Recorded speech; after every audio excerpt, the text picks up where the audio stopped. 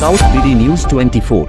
পটুয়াখালীতে সরকারের সকল মন্ত্রণালয়, অধিদপ্তর, পরিদপ্তর ও সংস্থায় diploma in engineering surveying ডিগ্রিধারী surveyor ও সমমানের পদে কর্মরতদের 10ম গ্রেড বাস্তবায়নের দাবিতে বৈষম্য বিরোধী সার্ভে ডিপ্লোমা ইঞ্জিনিয়ার্স ছাত্র পেশাজীবী অধিকার বাস্তবায়ন পরিষদের কর্মবিরতি ও অবস্থান কর্মসূচি শুরু হয়েছে।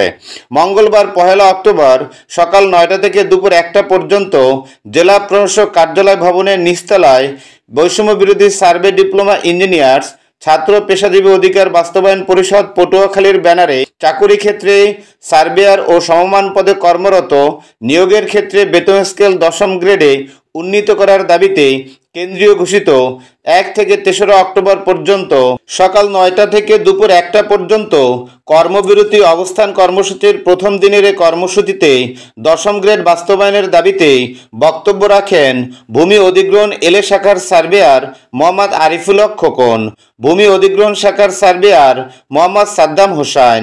আরও বক্তব্য রাখেন surveyor Mosharraf Hossain, surveyor Mohammad Nazrul Islam, surveyor Biswajit, surveyor Asadur Rahman, surveyor Mariyam, surveyor Khairul Hasan, surveyor বেবজা মোহাম্মদ রফিকুল ইসলাম ও সার্ভেয়ার সড়ক মোহাম্মদ নাজমুল হুদা প্রমুখ।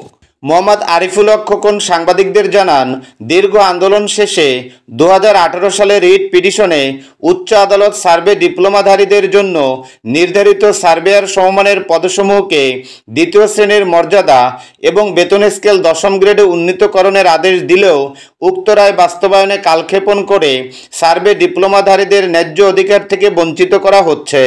বর্তমান বৈষম্যহীন বাংলাদেশে আমরা অনতিবিলম্বে অন্যান্য সকল ডিপ্লোমা ইন ইঞ্জিনিয়ারিংয়ের ন্যায় diploma in engineering surveying পাশকৃতদের surveyor ও সমমান পদে কর্মরত ও নিয়োগের ক্ষেত্রে বেতন স্কেল 10ম গ্রেডে উন্নীত করার জন্য অন্তর্বর্তীকালীন সরকারের কাছে জোর দাবি জানাচ্ছি।